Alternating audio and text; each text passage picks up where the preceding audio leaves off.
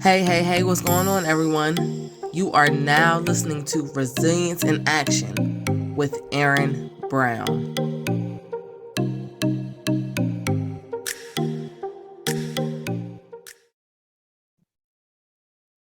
Hello, everyone. This is Resilience in Action with Erin Brown, and I am here with adversity and resilience speaker, Jasmine Williams. Jasmine, thank you so very much for being here with us today. I know you've got like a lot of things going on, so thank you for taking some time to spend here at Resilience in Action. Of course. Thank you for having me. Of course. I'm not going to butcher your bio. I'm going to let you take the reins on that one. So go ahead and tell us a little bit about yourself. Sure. So I am an adversity and resilience speaker.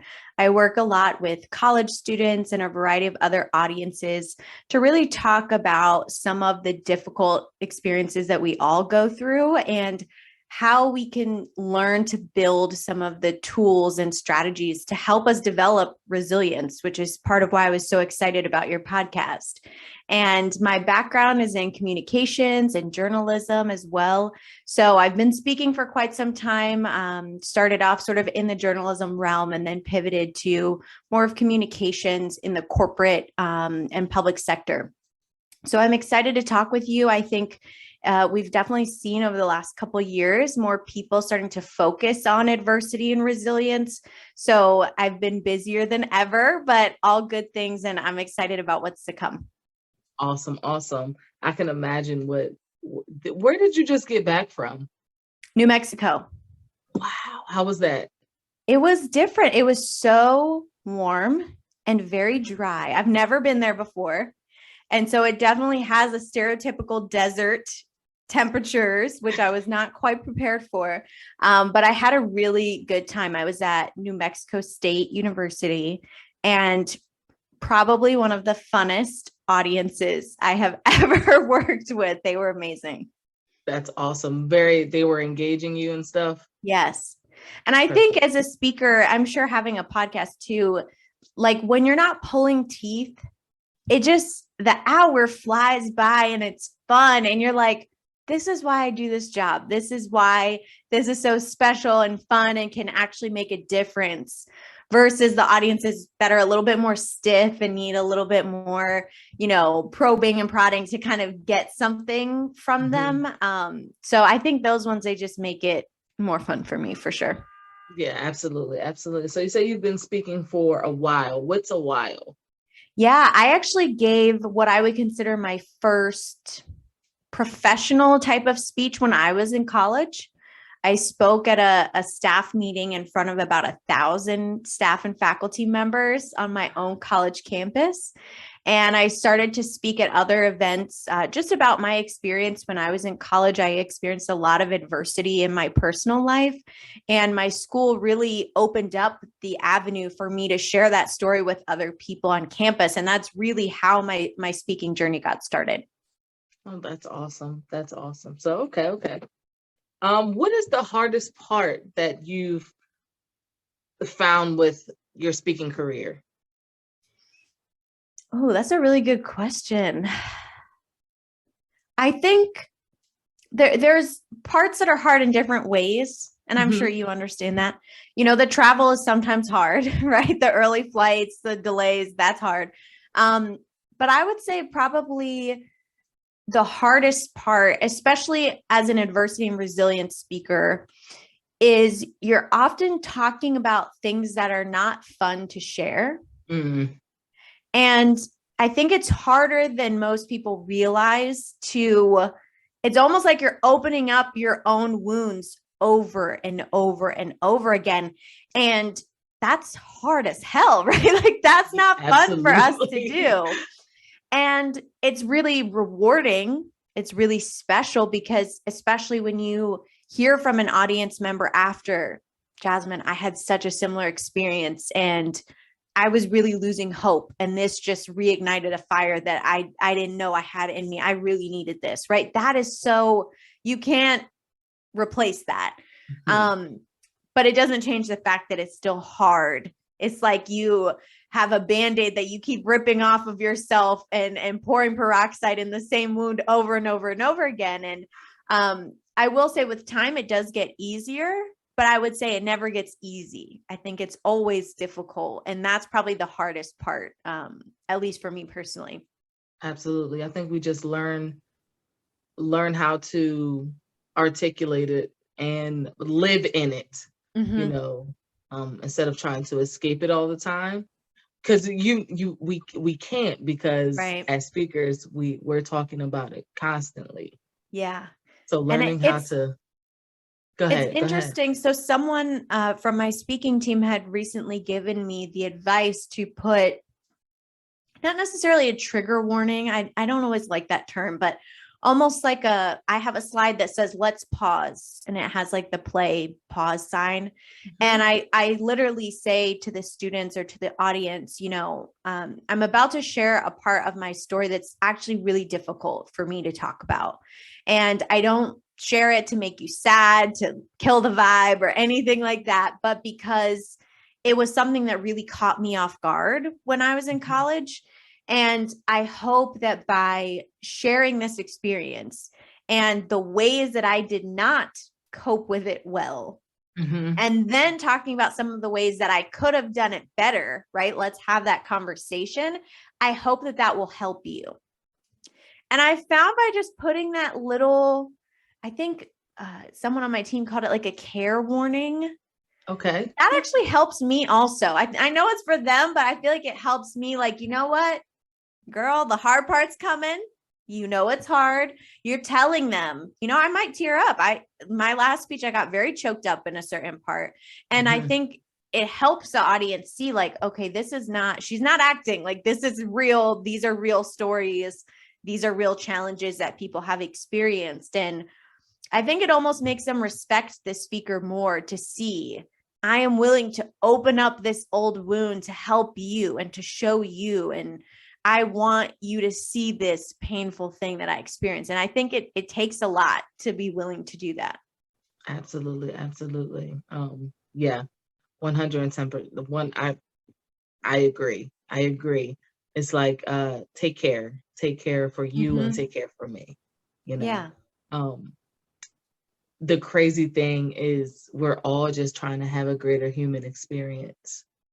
And I think the connection that us as speakers were able to get with that audience is that collective humanity.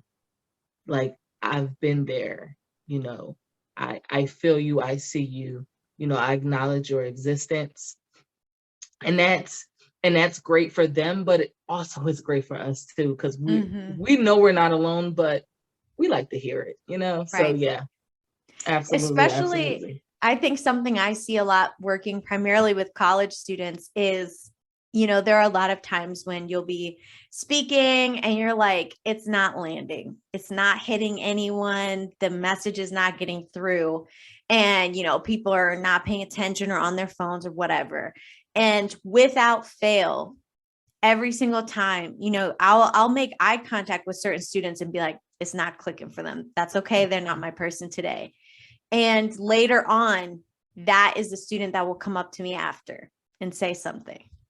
And it's interesting because I've sort of reflected on that and realized, are some of the students or audience members who look disengaged, are they disengaging because it's hitting too close to home? Right? Like, yes. Oh, my defense mechanisms are all the way up. My guard is all the way up. I don't care about this. I don't need to listen to this. This is not for me, because it is for me. Mm-hmm. And if I recognize that this is for me, it's going to show. And I don't want people to know, right? And some of them have worked so hard to keep certain things up. And sometimes as a speaker, you're talking about things that are making some of those guards come down, which can be very scary. And then you get the DM after and you're like, wait a minute, that's the kid that I thought was on his phone the whole time, or that's a student that, you know, wasn't really, got up and left or whatever. And I without fail, every single speech that has happened to me. It's very eye-opening, I think. Yeah. It's like you said, it's scary and it's a beautiful thing. the level of vulnerability we're able to share. And that's a big word that is getting more the recognition that it deserves nowadays. Shout out to But Brene Brown. you know what? Let's name drop Queen for a of second vulnerability. because have you watched her? We're going to take a turn real quick. Have you had a chance to watch the Atlas of the Heart on I her haven't seen it 5-part yet. episode? I have to watch it like tonight. Okay. I'm Oh, clearing my schedule. I trust you. oh my goodness. The audiobook, phenomenal. The actual book, phenomenal. And you put all three together. Ooh, need that. So Noted. so good. The Love places some Brene. that she takes us. And of course, only the people that are willing to go, it's gonna hit. But yeah. I love that you said the people that are willing to go, because I think that's something else I've noticed as a speaker is sometimes, you know, some of the messages that we share with students, they are not in that place yet. Mhm. But I have gotten messages from students years, plural, years after I have spoken to them.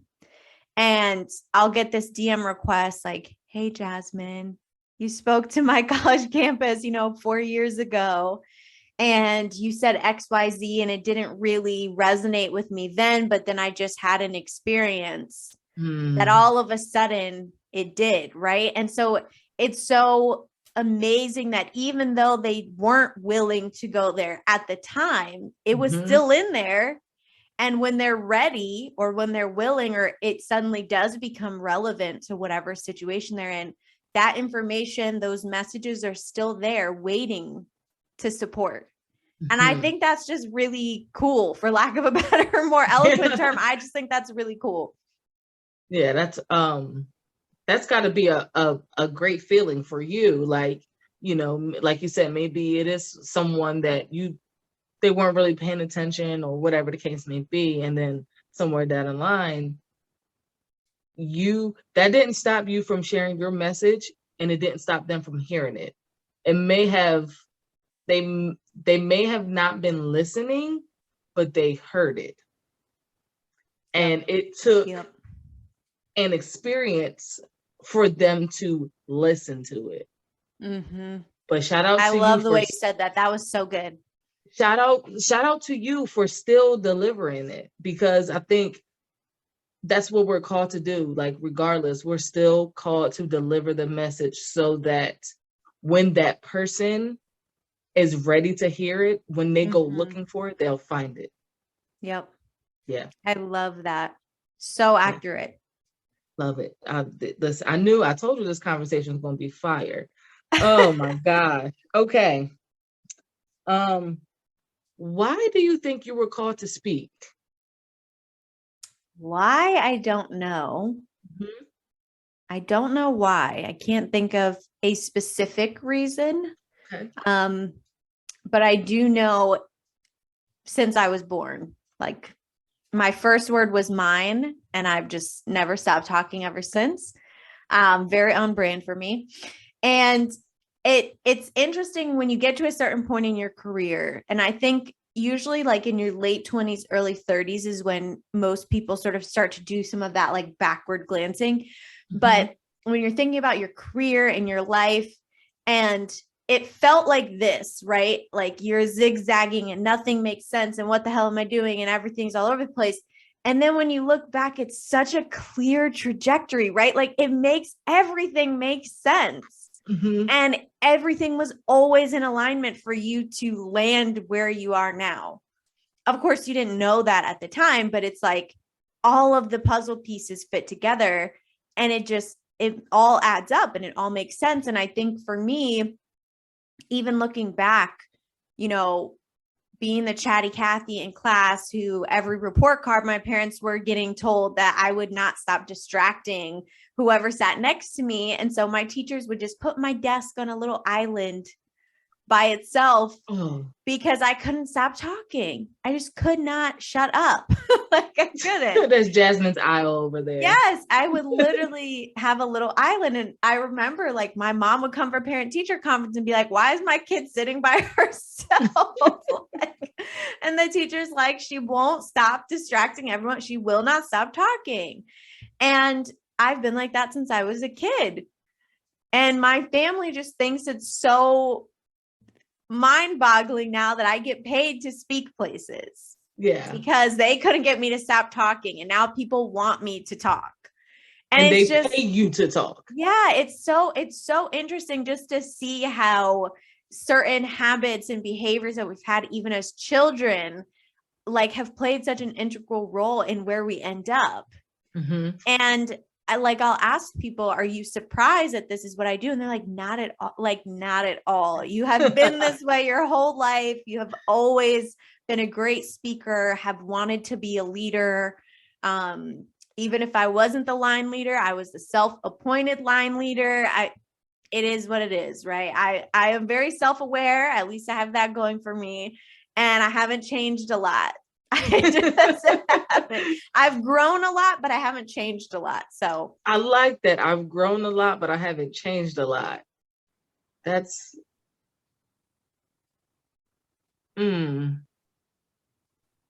interesting. Yeah. Because I wonder how many heads that flew over. Wow. Fire. Oh my goodness. Yeah, I have not changed, but I have learned how to use the things that I already had in positive ways. Mm-hmm. But the behavior itself has not changed. Yeah. I've just learned how to use it for good instead of evil, right? In simpler terms, yes. Yes. Absolutely. Absolutely. Okay. Jasmine, when did you decide that you were going to stop half-assing it? And when did you decide that you were going to create that product to share with other people? It's so interesting. I always get questions about stop half-assing it. And I think people are disappointed because it doesn't mean what people think it means. Mm-hmm. So in my signature keynote, which is titled Stop Half-Assing It, I tell students, I had recently had a loss in college. I lost my older brother my freshman year of college. Mm-hmm. And there was a point in time when all of my roommates were out of the suite and I was there by myself. And I was looking at myself in the bathroom mirror. And I was in if you know, I was in the pits of grief, the not fun part, right? Yeah, the not growth part. Like I wasn't even making it to class some days. Like we're friends here. I'll just be honest. I was not in the, I think sometimes people look at me now and it's like, oh, you've learned so much. You've grown. I was not there. I was watching Grey's Anatomy in bed and eating Chick-fil-A every day. Like I was in that part. Okay. And I remember looking at myself in the mirror and being like, you need to pull it together. Mm-hmm. This is not you. You're so ambitious. You're so like you're throwing your entire life away. Like, what are you even doing right now? Mm. There was no structure. There was no direction. I was literally just trying to get through every single day. Yeah. I'm trying to survive. Yeah. Just trying to survive, quite literally. And I said to myself in the mirror, like, you have to stop half-assing it, like pull it together, like pick something, do something, like figure it out. And in hindsight, all of these years later, it's like, that is the exact opposite of what I needed to hear. I didn't need to hear that I needed to try harder. Mm-hmm. I needed to hear that it was okay if I was laying in bed watching Grey's Anatomy. Like I was grieving. I was going through one of the hardest seasons of my entire life. Yeah. Why did I expect that I should be or do anything? Mm-hmm. That I should accomplish anything or look a certain way or do whatever. And so now when I tell people, I've really flipped. I still use that saying, but I flipped what it means. Okay. So now to me, stop half-assing it means I don't half-ass what's important to me and everything else can wait. Mm. And I was talking to someone else about this recently, but I sort of used to have this very strict mentality. I was very, very tough on myself. I still am, but I've gotten a lot better. But very, very tough on myself and have a rigid schedule and I have to do this and accomplish Y. And it was just exhausting, right? It wasn't a fun way to live. And it just made me really tired all the time, to be honest. Can I pause you for 1 second? Mm-hmm. Where do you think you got that from? In all honesty, I think it was a survival, like a coping mechanism, right? Mm-hmm. Because I was in this very difficult place, I felt like to pull myself out of it, I had to make up for lost time, so to speak, right? Gotcha. Oh my gosh, you were slacking off, right? That's how I pictured like grieving. Like I was just like laying on the beach this was just not doing a fun nothing, time. just wasting time, right? Right, exactly. I had this very, and I think it's important to include, like, this was my first loss ever.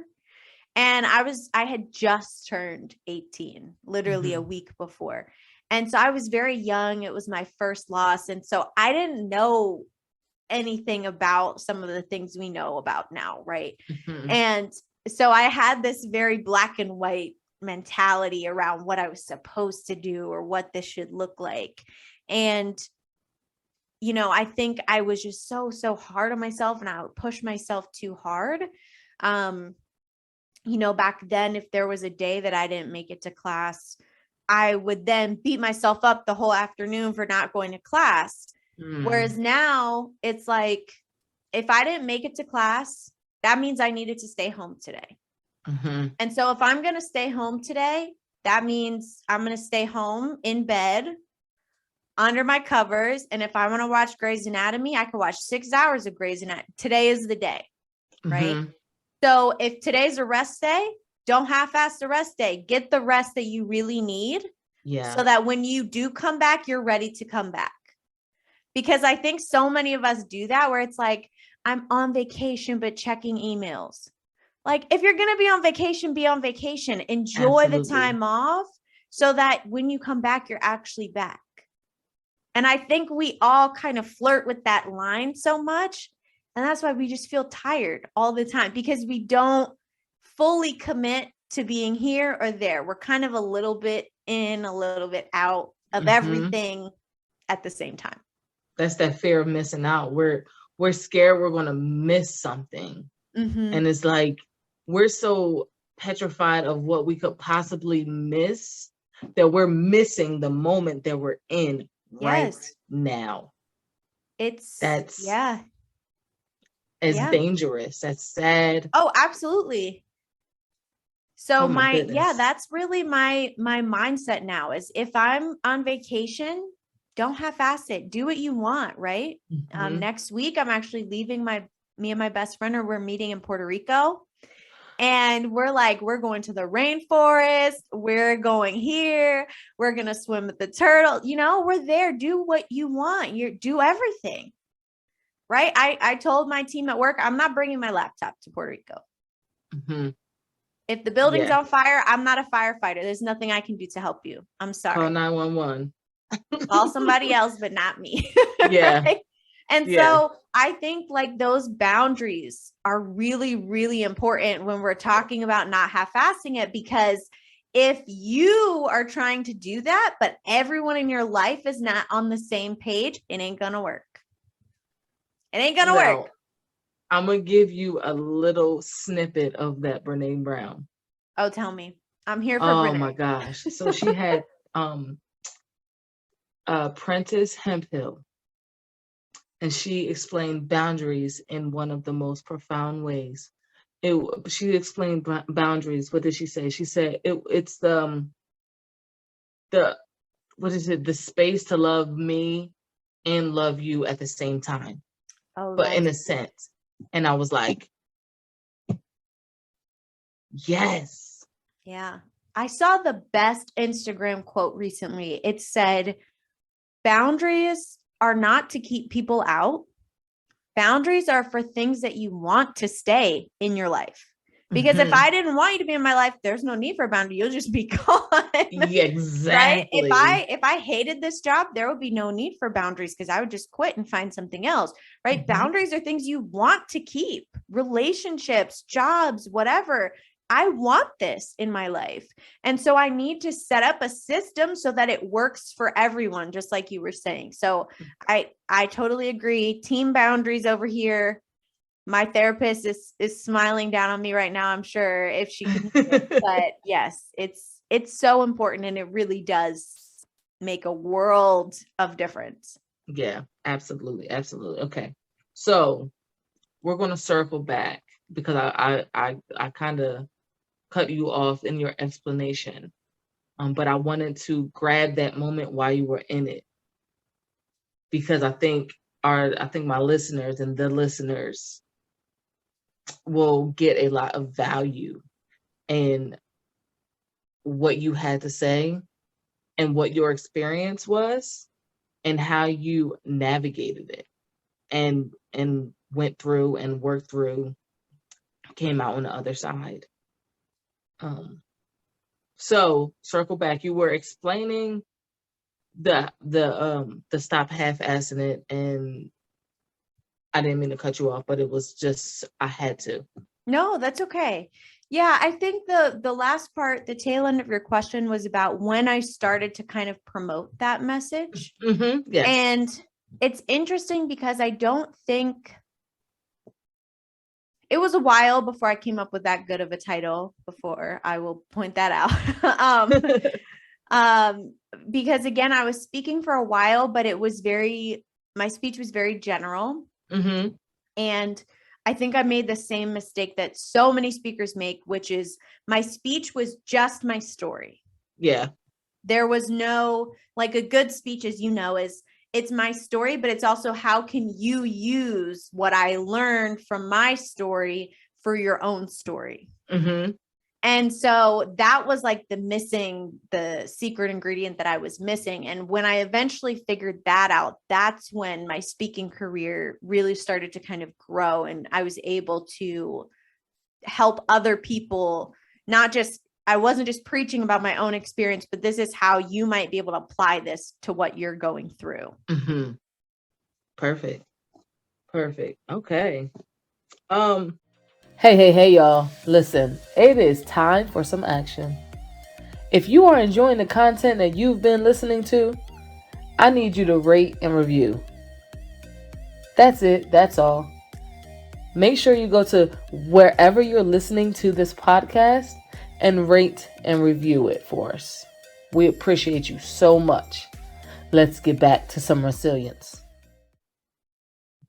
Have you ever suffered from imposter syndrome? Queen of imposter syndrome over here. Say more. So it's really interesting because I remember a couple years ago, I went to dinner, happy hour, with a group of friends from high school, people I had grown up with since I was like a little kid. And I was late, and my friends will laugh if they're listening to this. I'm always that good 5 to 10 minutes late. I love y'all, but I'm gonna be a little late. I'm sorry. And so I came in, I think I was the last one that got there. And when I sat down, I was just like, and someone was like, you rock star, like you're freaking killing it. And I was like, are you kidding me? My life is a basket case right now. And people always like, you look so polished. You always look so put together. Like, I feel like when I'm having a bad day, I'm like, Jasmine Williams' life is so easy. And I realized that was the version of myself that I put out for everyone to see, right? So I didn't show people when I was struggling. I would kind of like go in my bat cave and struggle by myself, and then I'll come out when I'm done, with my smiling dimple Insta when I'm good. And it's so interesting because I feel like in the past probably 2 years, I've become a lot more open about the behind the scenes of my life, especially on social media with people that don't know me in real life. And I have never had so many people connect with me and be like, I never knew that you struggled with things like imposter syndrome. I never would have guessed that you had anxiety. Like before it seemed like everything was coming up roses. And so I've really tried to be better about that because I think it opens the door for other people to see how common it is.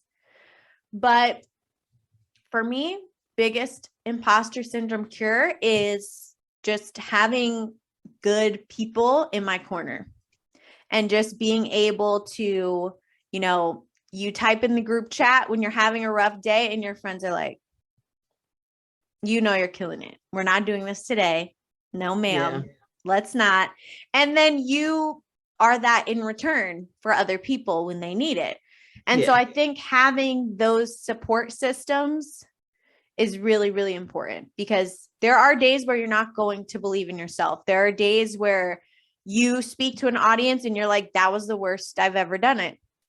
And then someone in the audience comes up to you and they're like, that changed my life. And you're like, what? Right? Like, it's mind blowing. It really is. So I think that's important. And just I have a lot of like little reminders for myself. I have a bad day folder. I have, I know you can't see here in my office, but I have like thank you notes from audiences I've spoken to with specific things they took away, or I post a lot of testimonials from people. Those are not for y'all. Those are for me. Those are reminders for me. You're doing great, honey. You're doing great. Don't even stress about it. You're doing great. And I think we all need that. Everybody needs that. I genuinely believe anyone who says, I have never struggled with imposter syndrome, you're either arrogant or you're a liar. Yep. If there is anyone that fits into a third group, please feel free to let me know. But I don't believe that. I think you either are overly confident, maybe you're not in the right field, maybe you need a bigger challenge, right? Or you're just not being honest with yourself. Yeah, absolutely. You're also a speaking coach. Am I wrong? No, you're not wrong. No imposter syndrome, Erin. You're right. You're right. Thank you. I'm going to therapize you today.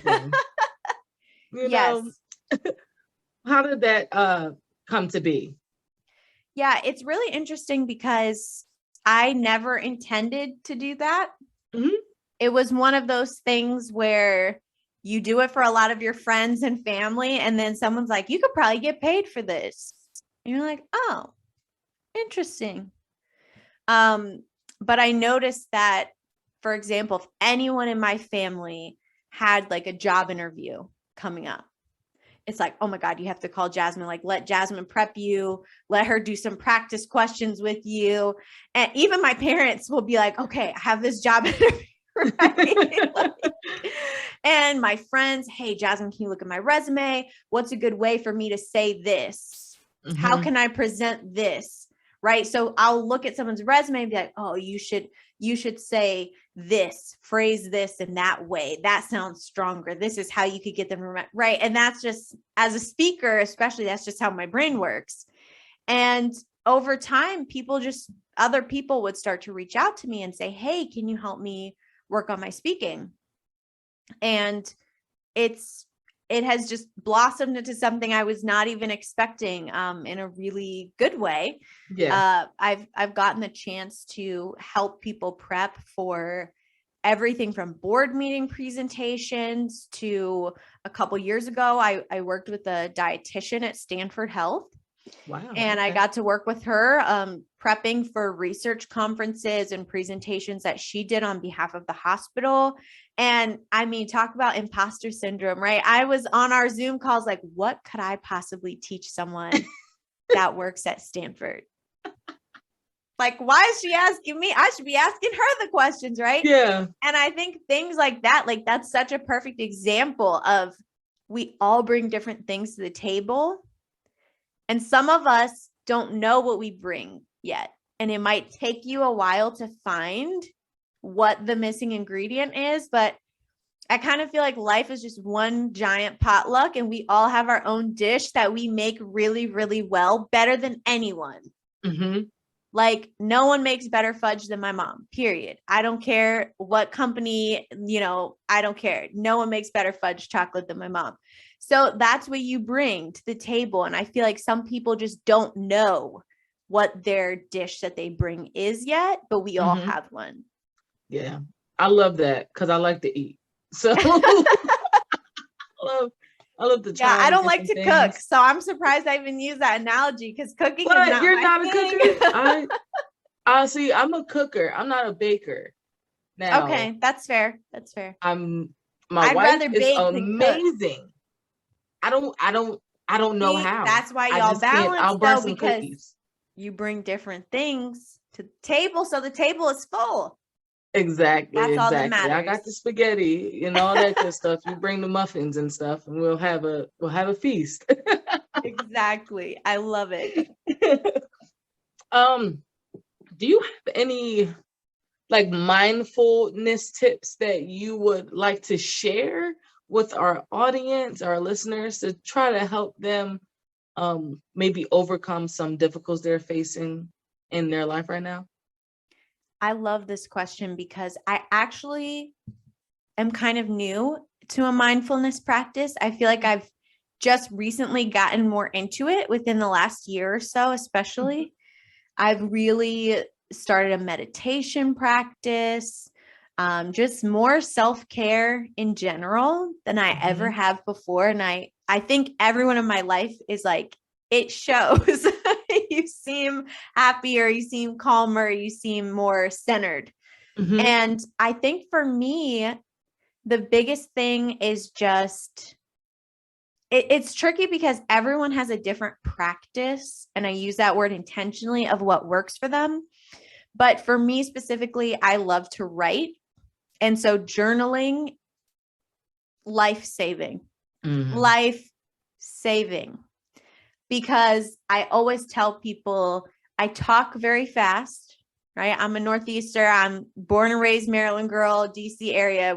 We walk fast, we talk fast, get out of the way. Like that's just how we operate here. And my brain also works very quickly, like go, go, go, go, go constantly. And so if I don't sort of dump some of that stuff out, I'll just keep adding things in there until eventually it's like coming out of my ears. Yeah. And so for me, such a huge at journaling, I just have to. It keeps me sane. And I always tell people like, you are amazed at what will come out sometimes.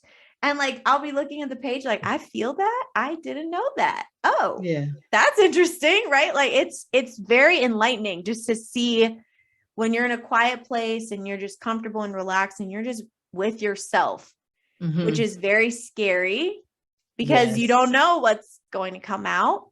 But I think it can be really therapeutic and just helpful just to see where am I right now, right? Where are you with yourself? And just journaling to see sometimes whatever comes out, I think it is a huge practice because again, it can be hard. But for me personally, that's been really helpful. Yeah. I love the journal as well. And the one thing that has been consistent in the forever, because I've always wrote, whether I was writing a rap or writing poetry, or I was always writing something. My feelings come out in my handwriting. Me too. 110%.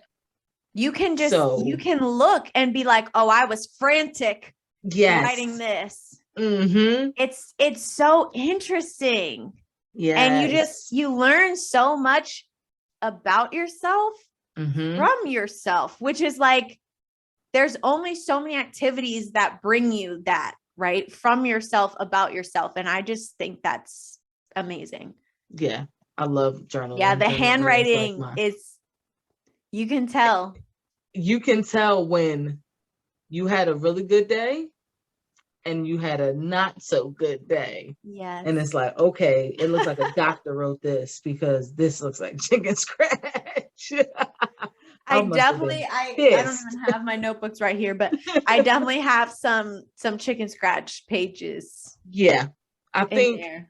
I think any like I think the true journalers of the world, I think we have a lot of things in common, but I think that'd be the one thing that I'm sure we all have in common, because our emotions coming from our brain and the neurologic part of it all, and that even goes to like the pressure that you put on the pen when you're writing, and it's Erin, there are some days where, just to show an example, like these are sticky notes, but like I'll change to a new page and the indent, and I'm like, I was frustrated yesterday. Okay. Okay. I Interesting. didn't even realize that I was that, like, I knew I was feeling some Yeah. type of way, but the Or fact that I sometimes can I'm read like, clearly what wow, I wrote on the next page. I wrote this in red pen. I was really okay. Underline that 3 times. All right. Well, because I think that's why I like journaling, is because you can't lie to yourself. Mm-mm. Right. So if you ask me right now, Jasmine, how are you doing? How are you feeling mentally? Are you good? I could lie to you. Right. I'm just going to be honest. I could be like, yeah, Erin, I'm so great. How are you? Oh my gosh. Right. But if I'm writing to myself and I'm like, how am I feeling? I'm not going to sit here and there's no facade, right, with yourself. Mm-hmm. When it's just you, if you can't be honest with just yourself, you're probably not even ready for a mindfulness practice yet. But exactly, you know what I'm saying? Like, you can't lie to yourself. And that's why I think so much comes out in that space, because there's nowhere to hide. There's no defenses that can be up when you're in that activity. And there's no faking it. Like, you're going to get that raw emotional, whether it's happy or sad. Like, I have pages where I'm like, oh, my handwriting looks beautiful. Like, it's like, you got stuff in it's all all caps. one size. Like, it's not all over the place. And then some days it's like, yeah, definitely no. Like, I have a book. It's like a line a day. Oh yeah. And it's for 5 years.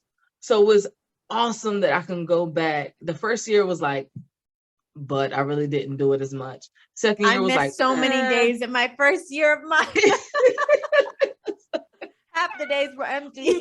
Like, I bought it because I was trying to do something new, I was really trying to, I knew I wanted to help people understand who they were and how to get to who they wanted to be. But in order to do that, I had to do that for myself first. So in doing that, I tried so many different things. But this is the one solid thing, aside from my 30 minutes of positive and educational content a day, is the one thing that has stuck and has made such a difference, because I can go back to 2019 and be like, wow, like, life was great back then, or I was really struggling back then. And you can gauge like your progress. Yes. Your feelings, your emotions. Maybe you learned that one emotion that you were feeling, that you thought you were feeling, was actually a different emotion. And I was like, oh, that wasn't that, that was that. Yeah, I love to look back at my old journals. I was just starting my spring cleaning this weekend. I was looking back at my old journals. And one of the things that I include in mine is manifestations, because I like to write mine down. And so 2019 Jasmine, 2020 Jasmine, one of my manifestations was, I own a beautiful home, and I would write it every single day. And now I'm sitting in my first house. And so I think it gives me chills to read back things that I was working so hard for. And then now you're like, wait, I did do that. Yeah. And so now when you're writing new manifestations, new goals, new dreams, things that you're working towards, it's like, you know, that it's possible because you're looking back at what you wanted so badly that you have now. And I think that's the really special thing about journaling that you don't get from other types of like mindfulness activities, is you can actually go back and look at that and say, look at that version of myself and look at where I am now.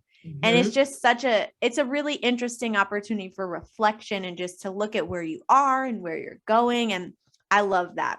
Love it. You need those receipts. Yes. Definitely. Team receipts over here. Definitely. How's the pup? He's good. He just went to the vet, updated on all his shots, all the things. So he's not going to come in here because he's upset with me right now. But he's good. I like to do like some research on everyone I have on. And I was like, oh my gosh, he was so small. Like, oh my gosh, he's so big. The little baby. He's so bitty. And it's like watching someone's kid grow up. He's got such a crazy personality. He does. Like my mom says to me, he's your dog. Because y'all have some things in common, because he acts like me sometimes. And I'm like, oh my gosh, it's amazing. It's amazing the traits that they pick up from us. Yes. Yeah. Like I'm very schedule oriented, and my dog is also very schedule oriented. Like we go out at 9, we go out at 9. It's 9:12. What are we doing? Like, Mom, come on. Because listen, I know you trains need to run on time. That is my dog, but that's also me. And I'm like, wait, is that why he's like that? Because of me? Or am I like that because of him? Right? It's just you're trying to pass it off. Like, yeah, they absorb so much. Like that. Yeah. Good. I had to, I know he's a big part of your life. So I wanted to make sure I asked about him. Thank you. Do you have anything that you want to share with the listeners?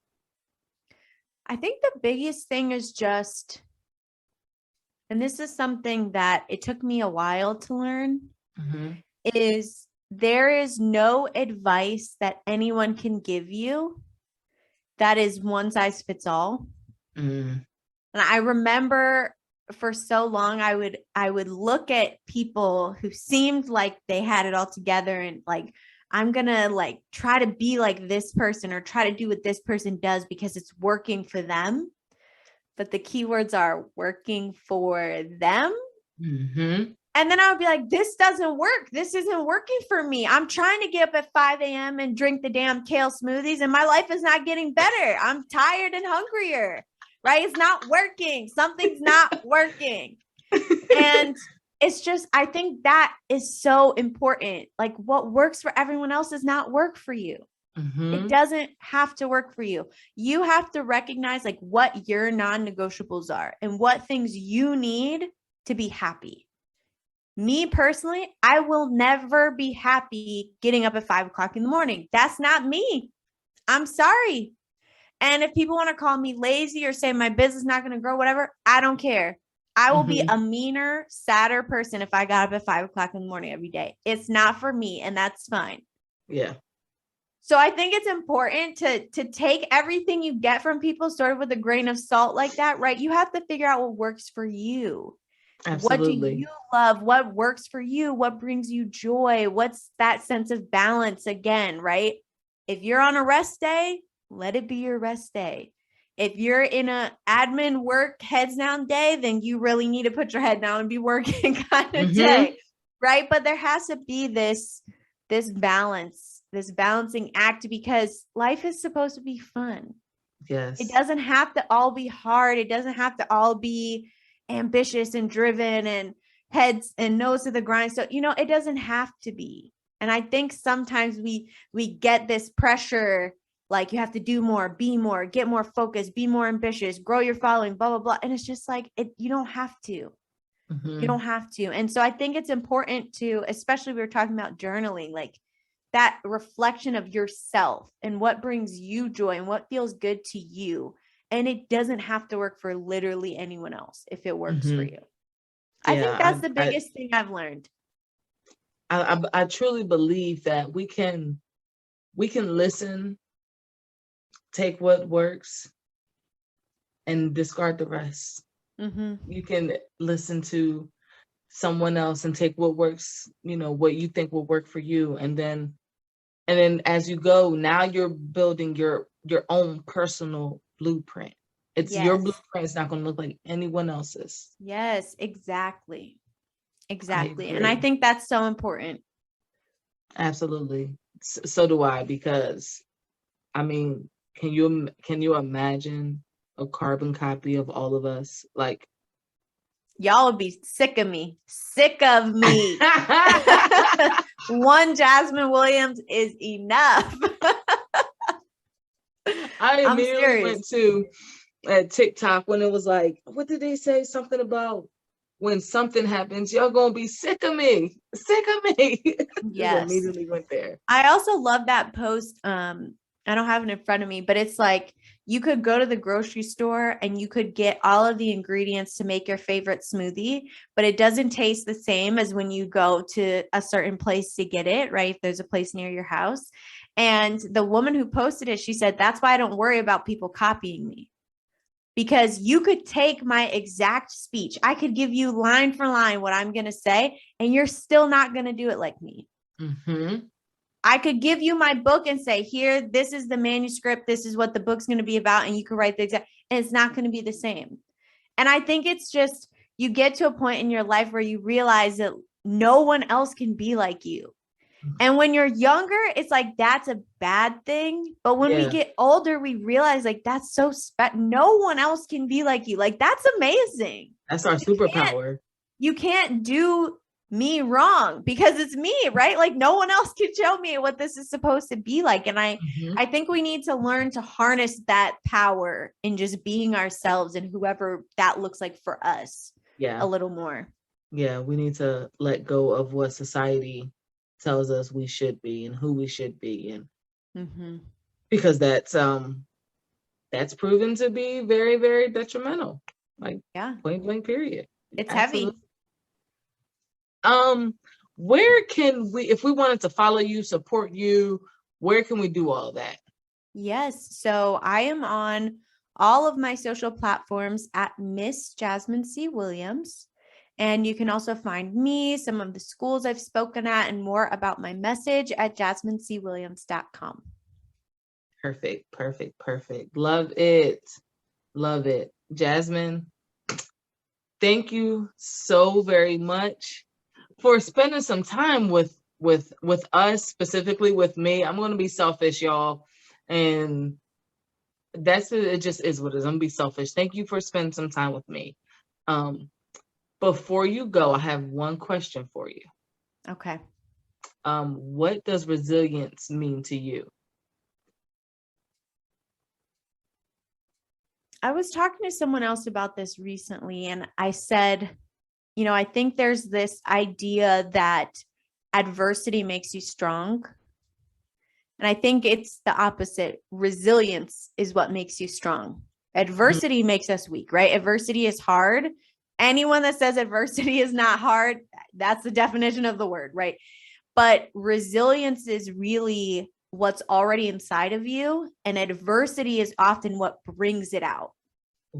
And it brings out, I saw a post in the beginning of the pandemic, and it said, crisis reveals what's already inside of us. And I think there's so many beautiful examples of times where people didn't know what they were capable of until they were put in certain situations, usually challenging ones. And I think that's what resilience really is. It's the beautiful, broken, hard challenges and really what's already inside of us that comes out just at the right times. It's literally resilience in action. Like, that is phenomenal. Love that. Loved it. Jasmine, thank you so much for spending some time with us today. It was my pleasure. Thank you, Erin. Of course. Thank you for listening to this week's episode of Resilience in Action with Erin Brown. If you enjoyed this episode, make sure to rate, review, and subscribe. And I want you to remember one thing: resilience in action will always lead to a greater human experience.